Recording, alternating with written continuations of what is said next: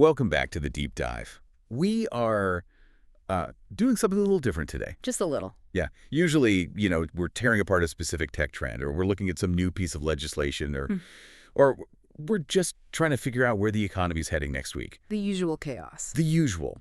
But today, we are taking a concept that you probably think you know. I mean, it's a concept that, frankly, gets a pretty bad rap in the corporate world. And we're going to see if we can completely flip the narrative on it. We're talking about empathy. We are. Empathy.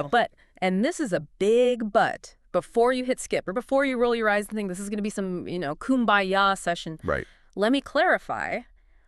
We are not talking about empathy as it's usually described in like an HR seminar. We aren't talking about feelings in the way you might expect at all. Exactly. I think for most of us, and especially in a business context, the word empathy, it triggers a very specific and kind of negative reaction. Our eyes just glaze over. We think of being nice. We think of that manager we've all had who just can't make a hard decision because they're terrified of hurting someone's feelings. Yeah, totally. It's bucketed as a soft skill. And in the high-performance world of leadership, soft usually translates to, well, optional. Or worse. In a boardroom, soft often translates to liability. Well, liability. It sounds like weakness. It sounds like you're going to get eaten alive by the competition if you're too soft. Right. A liability. Yeah. But the stack of research and, the source material we have today is arguing the exact opposite. I mean, the argument here is that this traditional view of empathy isn't just outdated, it is actually costing you money. Big time. It's costing you career leverage. The whole premise we are unpacking today is that empathy is actually a hard strategic leadership skill. Yes. It is a form of risk reduction. And the source material uses a term that I really latched onto immediately. It doesn't call it emotional intelligence. It calls it human clarity. Human clarity. I love that. It's a rebranding that immediately strips away all the sentimentality, doesn't it? It does. It sounds almost like a diagnostic tool. It does. And that is the mission for this deep dive. We want to move you from viewing empathy as a personality trait, something you are either born with or you're not, to viewing it as a mechanism for strategy. A tool. A tool. We are going to look at how it helps you get hired, how it helps you close deals, and then, and this is the part that takes up the bulk of our material, we're going to break down a specific strategic reading framework. This is the part that surprised me the most when we were going through all the research. I was genuinely floored by this. It's wild. We have a list of 6 specific books from the source material that basically function as a training manual for this exact skill. And we should be clear, we aren't talking about business books here. No, not at all. We aren't talking about Who Moved My Cheese or The 7 Habits. We are talking about literature. Yeah. Serious fiction. It is such a fascinating approach. The idea is that reading fiction isn't just, leisure. It is a flight simulator for your emotional intelligence. A flight simulator? Yeah, it's a gym for your brain. You're doing reps. So if you are looking to understand why you might have been passed over for a promotion, despite having all the technical skills, or why certain leaders seem to have this magnetic pull on clients and talent while others just struggle, this deep dive is for you. Definitely. Let's jump right into the core of this. Let's redefine empathy. Let's do it. So the source makes a very bold assertion right out of the gate, and it really sets the table for everything else we're going to talk about. Okay. Empathy is not a trait. It is a skill. Okay, that's a big claim. It is.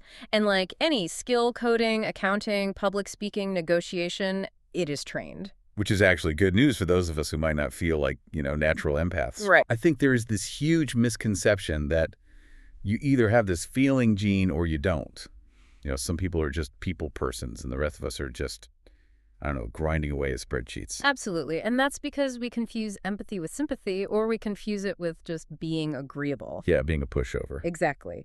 But if we strip away the whole niceness aspect, what is empathy functionally? What does it do? The source breaks it down into 3 specific tactical capabilities. These are actionable things. Okay, I like that. Actionable. First, it's the ability to understand motivations beneath the words. Meaning, I'm not just listening to what you're telling me. I'm listening to why you're telling me that. Yeah. I'm trying to find the engine that's driving the sentence. Precisely. You're looking for the incentive structure or maybe the fear structure that's hiding underneath the statement. Okay. Second, it's sensing hesitation or curiosity or resistance. before it is spoken. Ooh, okay. And third, it's the ability to hold multiple perspectives in your head at once without rushing to judgment. That second one sensing resistance before it is spoken, that is pure strategy. It is. That's not hugging it out. That is data collection. If I'm in a negotiation and I can tell you are pulling back before you actually say the word no, I have a chance to pivot. I can adjust my approach. But if I wait until you actually say no, it is too late. I've lost all my leverage. Exactly. That is precisely where human clarity becomes leverage. You are reading the data of the room. You're processing the emotional temperature as just information. Just like you'd process financial data. Just like you would process Q3 revenue numbers. You wouldn't ignore a dip in revenue, right? So why on earth would you ignore a dip in the energy of a room? That's a great point. And this leads us directly to the business case the source builds, specifically around hiring. The source argues that hiring is fundamentally a risk decision. I want to unpack this because this feels counterintuitive. Usually we think hiring is a qualifications decision. You know, I have the skills, I have the experience, I went to the right school, therefore I should get the job. That's the formula we're all taught. Yeah. But the source says people don't hire the most qualified candidate on paper. They hire the person they feel safest betting on.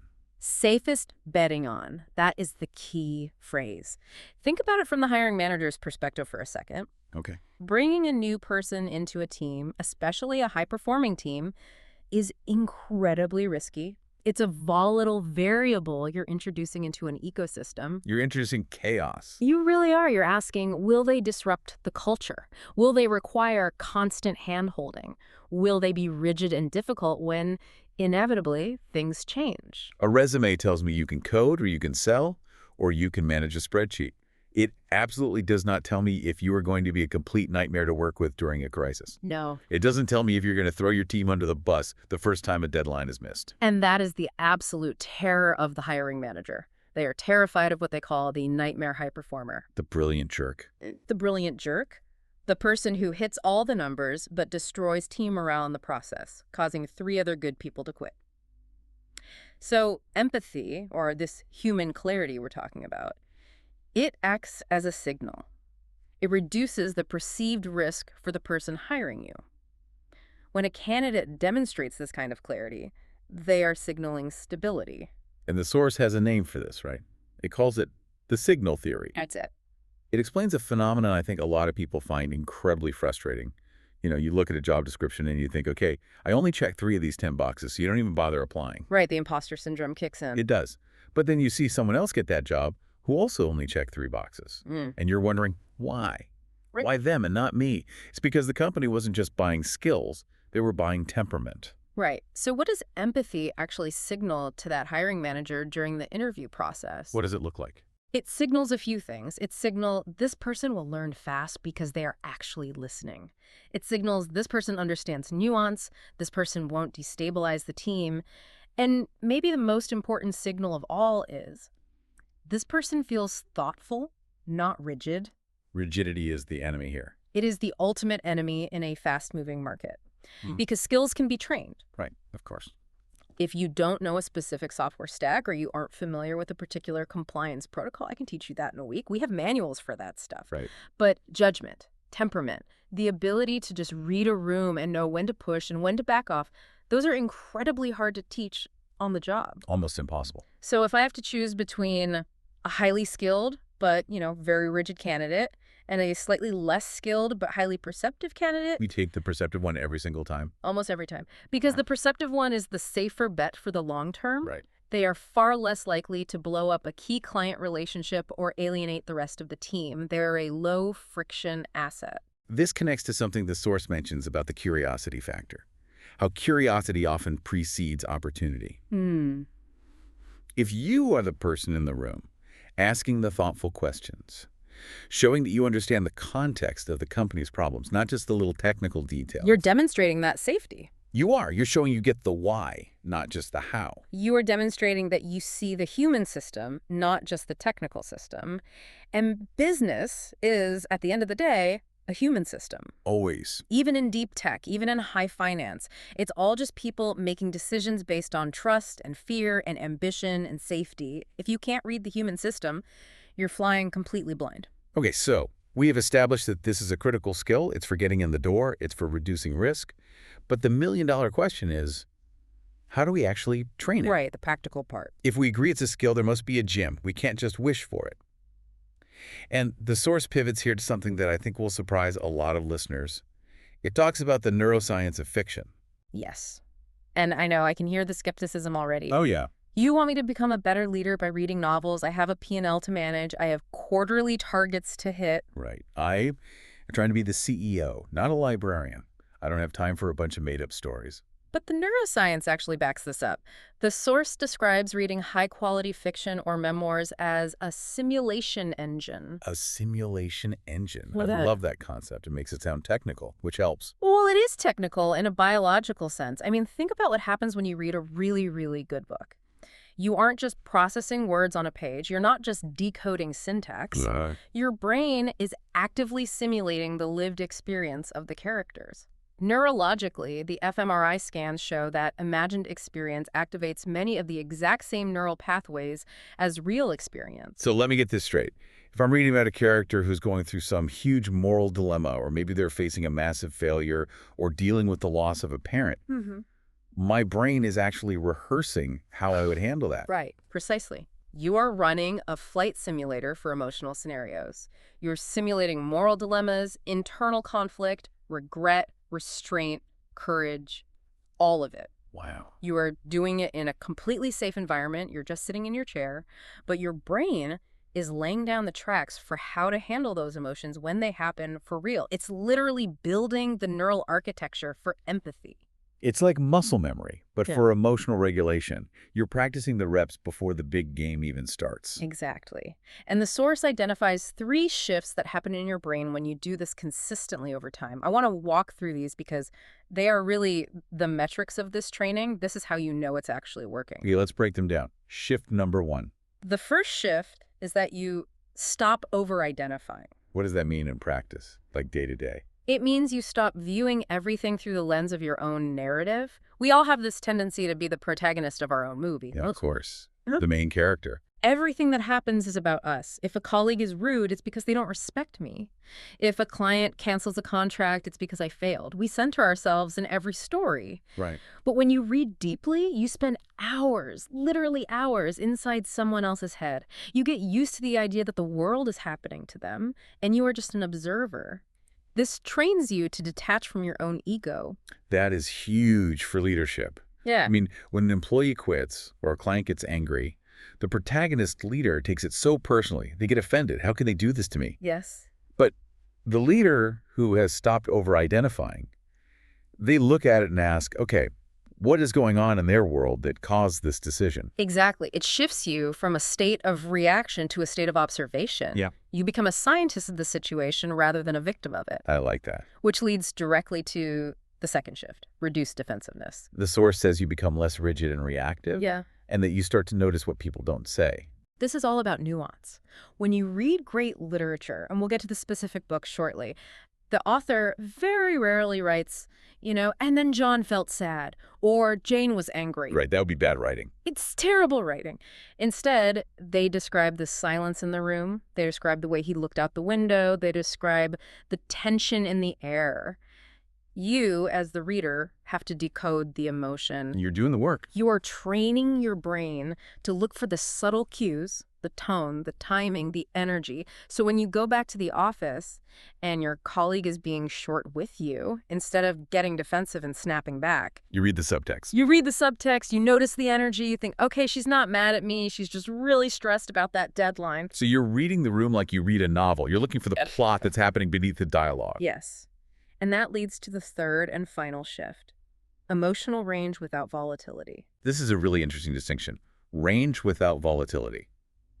Usually we think if you have a lot of range, you're volatile by definition. You're up and down. You're a roller coaster. But here, what it means is you feel grounded rather than exposed. You have simulated so many crises and different emotions through your reading that when a real crisis hits, you actually have a reference point in your head. So you don't panic? You don't panic. You have what the source calls internal spaciousness. Internal spaciousness. That is a phrase I want the listener to really hold on to. It sounds almost zen, but it's incredibly practical. It is. It's the ability to sit with ambiguity and uncertainty without shutting down or lashing out. And this is where we need to address the fear that a lot of high performers have, right? Yes. I know so many people who think, if I open up emotionally, if I become empathetic, I'm going to lose my edge. I'm going to become a pushover. I can't be spacious. I need to be sharp. I need to be a killer. Exactly. That's the mindset. If I empathize with the underperformer, I won't be able to fire them. And the source confronts this directly. It says, empathy is not oversharing. Right. It is not trusting indiscriminately. And it is certainly not people-pleasing. So what is it then? It is that internal buffer, that space. If you lack empathy, you're brittle. Someone challenges you in a meeting, you snap. That isn't strength. That's fragility. That's a great way to put it. Internal spaciousness means you can hear a dissenting opinion, you can sit with a difficult client who is yelling at you, and you don't crumble and you don't attack. You just take it in as information. You process it. Rejection becomes informational, not personal. That is a superpower. I mean, if you can truly master that, you are untouchable in a business context. It allows you to build trust without forcing it. People can feel that you are listening, not just waiting for your turn to reload your argument. That is true leverage. Okay, so we have bought into the why. We understand it's a skill. We know it reduces risk. And we now know that reading is the gym where we train it. Now, I want to get into the how. The source material provides a very specific strategic reading framework. This is where it gets really tactical. It is. This isn't just a best books of all time list. It's not a book club recommendation list. It is a purpose-built list where each book corresponds to a specific leadership quality. We are going to walk through all 6 of them. So, get your notepads out. These are your assignments. Let's do it. Okay. Book number 1, Never Let Me Go by Kazuo Ishiguro. Now, without spoiling too much, this is a book with let's say, a sci-fi premise. It involves clones. But it is not an action movie. No. Not at all. It is incredibly quiet. It's almost haunting. It really is. And the skill that the source associates with this book is sensing subtext and emotional undercurrents. Okay, so why this book for that specific skill? Because the characters in this book are in a horrific situation. Yeah. I mean, they are essentially raised to donate their organs and die young, but they almost never, ever talk about the horror of it directly. Well, they talk around it. They talk around it constantly. They talk about art. They talk about their friendships. They talk about old school gossip, who likes who. As a reader, you have to constantly read between the lines to feel the weight of the tragedy they are living through. So you're forced to actively decode the scene because the characters themselves are repressing the truth. It trains you to hear what isn't being said. You have to listen to the white space on the page, the pauses between the words. And the source says it explores quiet acceptance, power imbalance, and unspoken loss. In a business context, this is critical for something like negotiation. How so? Well, often the most important thing in a negotiation is the one thing the other party is actively avoiding saying. If you can tune your ear to hear that silence, the way you have to when you're reading Ishiguro, you gain a massive advantage. You realize, wait a minute, they keep talking about price, but they haven't mentioned the implementation timeline once. Why are they avoiding the timeline? It is about noticing the elephant in the room, even when everyone is politely pretending it isn't there. And in corporate life, there is almost always an elephant in the room. Always. Yeah. And the person who can identify it without, exploding the room, that's the person who controls the room. Exactly. Okay, book number 2. We are staying with Kazuo Ishiguro here, The Remains of the Day. This is a classic. Many people might know the Anthony Hopkins movie. A masterpiece. And the skill here is moral dilemmas and ethical tension. So this is the story of Stevens, an English butler who has served a grand household for decades. He is the ultimate professional. His entire identity is defined by his job. He is. He's obsessed with the idea of dignity.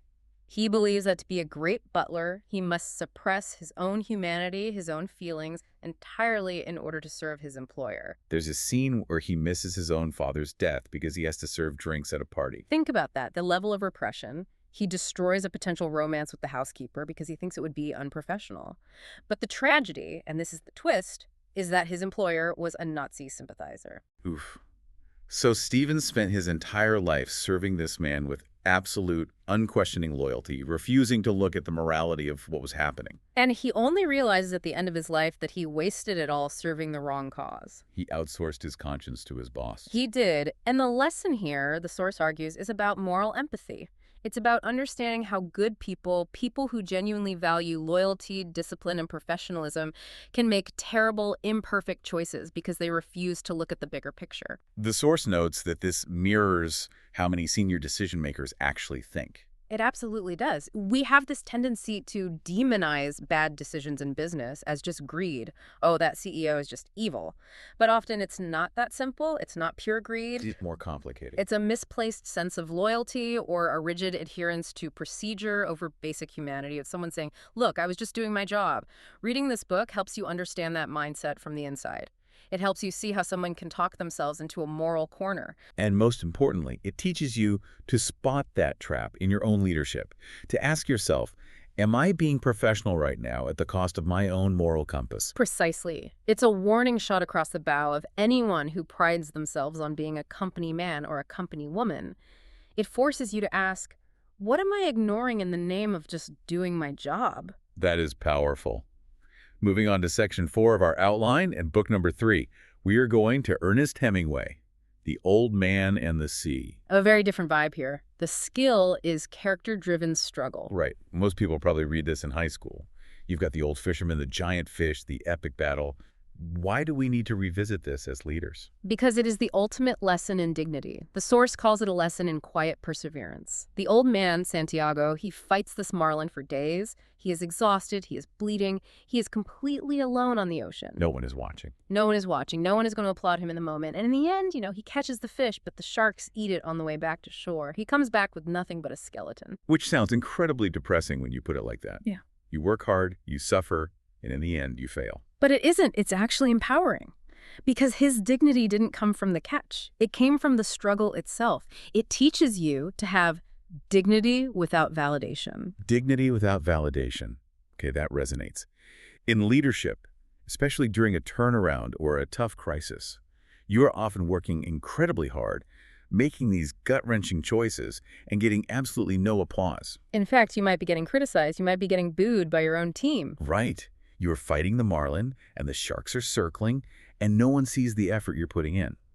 This book builds that calm, grounded confidence that says, I know what I did. I know the effort I put in. I don't need the applause to know I did good work. And it helps you resonate across power differences, too, which is a huge leadership skill. Whether you are a CEO or working in retail, the struggle for dignity is universal. When you understand that everyone you meet is, in their own way, fighting their own marlin, you treat them with a different level of respect.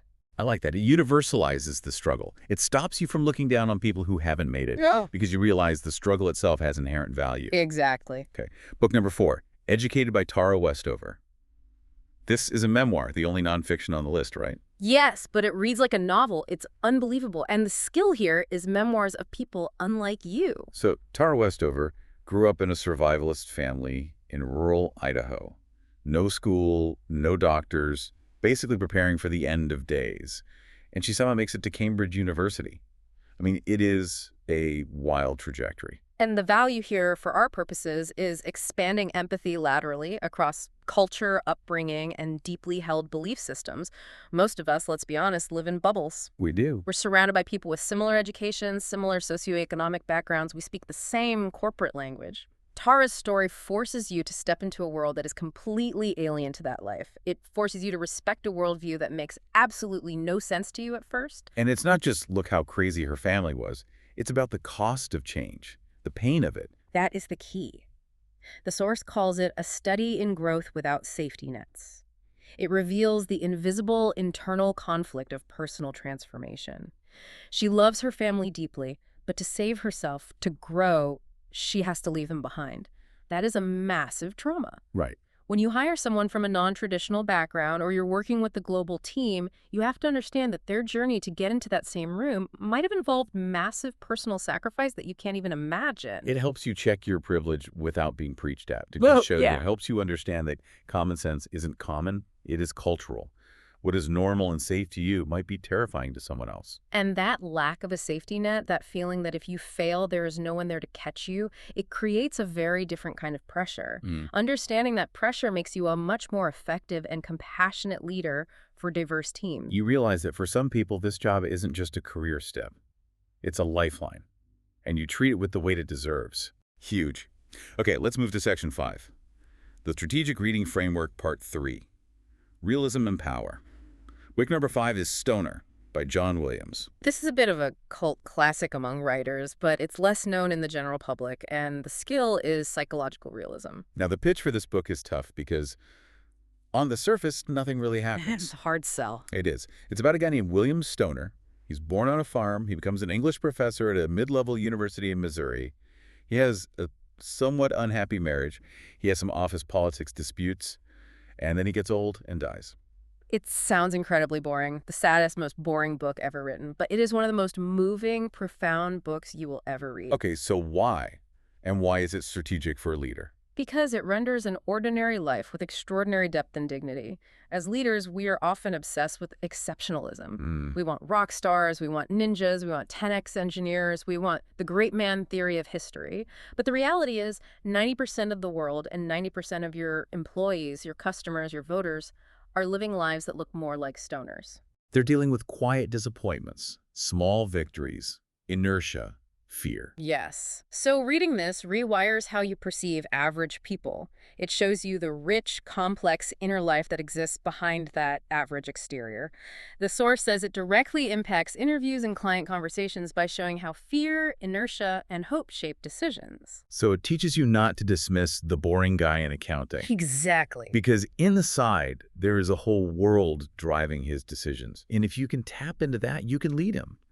If you just dismiss him because he's not a rock star, you lose him completely. Precisely. It brings dignity to the ordinary. It helps you understand that just because someone isn't shouting from the rooftops, it doesn't mean they aren't feeling deeply. It helps you lead the middle 80% of your workforce, not just the top 10%. And finally, book number 6, the big one, The Great Gatsby by F. Scott Fitzgerald. And the skill here is social power and perception. We all know the parties, the green light, the shirts.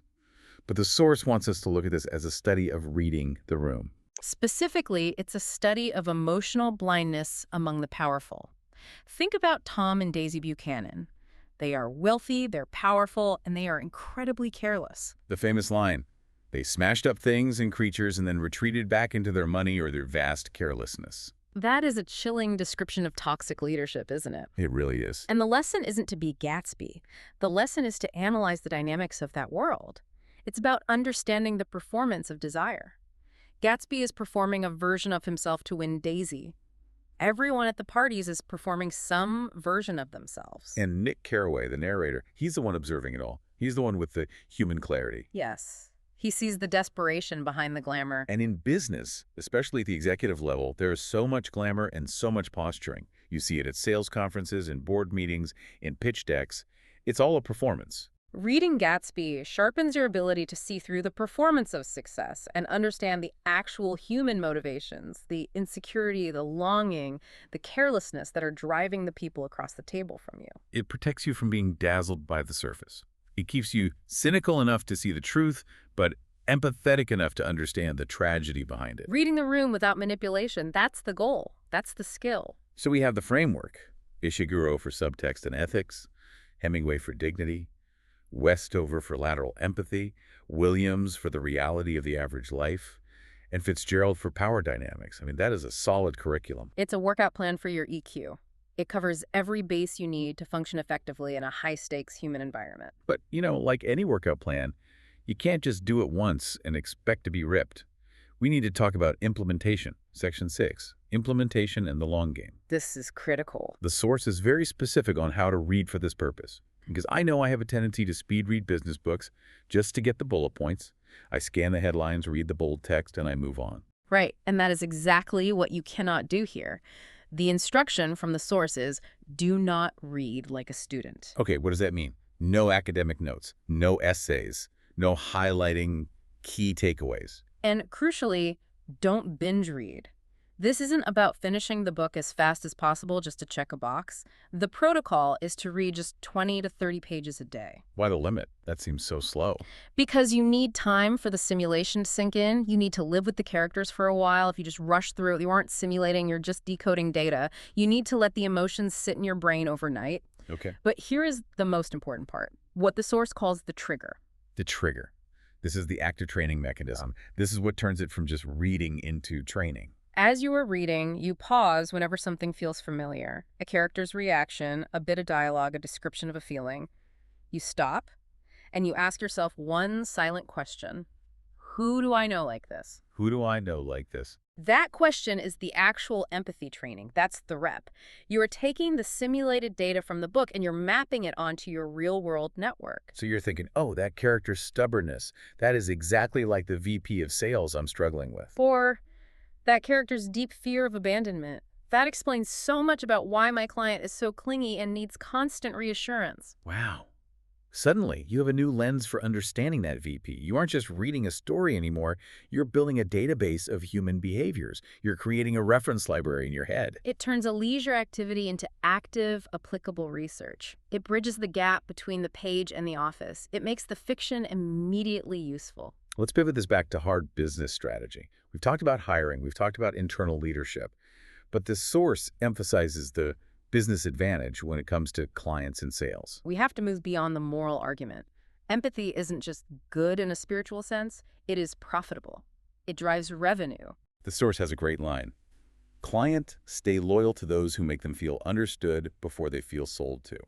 Think about the last time you bought something really expensive or hired a consultant. Did you hire the person who had the absolute best charts and the shiniest suit? Or did you hire the person who sat down, listened to your chaotic problem, looked you in the eye and said, I get it, that sounds incredibly stressful, here is how we're going to fix it? You hire the one who lowers your blood pressure. Exactly. You hire the relief, and relief comes from feeling understood. Empathy allows you to diagnose the real problem, not just the stated problem they came to you with. The source gives an example of this, right? Knowing when someone isn't ready to buy, even if they say they are. That is such a high-level sales skill. A client might say, yep, we're ready to go, send over the contract, but their body language, their hesitation, the subtext of their email, it all signals fear. Maybe they're afraid of their boss. Maybe they aren't actually sure about the budget. And if you push for the close right then and there, you lose them. They spook, they ghost you, we've all had it happen. But if you use empathy, what do you do instead? You back off gently. You say, it seems like there might be some internal hurdles we need to clear first. How can I help you sell this to your board? Boom. Wow. You just became a trusted advisor, not a pushy salesperson. You aligned yourself with them. You are on the same side of the table now, working together. And that leads to the outcome. The source promises. Long-term clients, referrals without even asking, and trust that survives mistakes. Trust that survives mistakes is so key. If a client feels you truly understand them and their goals, they will forgive a screw-up. They'll give you grace. They know you are on their side. Right. But if they feel you are just a vendor, just a transaction, a screw-up is a breach of contract. It's a reason to fire you and find someone cheaper. Empathy buys you a margin of error. It acts as an insurance policy on the relationship. Finally, we have to manage expectations here. This is the compounding effect. Yeah. Because this isn't a magic trick. It's not a hack you can deploy tomorrow and see results. No. Empathy is a long game. The source is very honest about this. You might not get the job today because you were empathetic. You might not close the deal this afternoon. In the short term, the aggressive, rigid jerk might actually win. They might get that quick sale.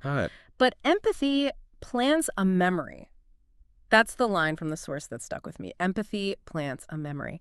People remember how you made them feel long after they've forgotten the details of your proposal. I have seen this happen so many times in my own career. You interview for a job, you don't get it, but you had a great, thoughtful conversation with the hiring manager. You really connected. 6 months later, they're at a different company or a different role opens up, and they call you first. Not the person who got the job, you. Because you signaled safety. Yeah. You signaled clarity. A door opens later on without you even having to force it because someone remembers that interaction. That is how sustainable careers are built. Not by smashing through doors, but by building relationships so that the doors get unlocked for you. It is the difference between hunting and farming.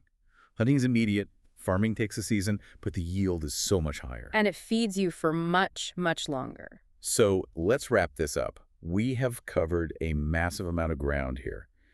We have redefined empathy as human clarity. We have looked at the neuroscience of how fiction simulates experience, the simulation engine. We walked through the reading list: Ishiguro, Hemingway, Westover, Williams, Fitzgerald. And we have talked about the compounding returns of being a leader who sees people clearly. It really all comes down to the future of leadership, doesn't it? What's going to be valuable in 5, 10 years? The source has a very strong closing statement on this.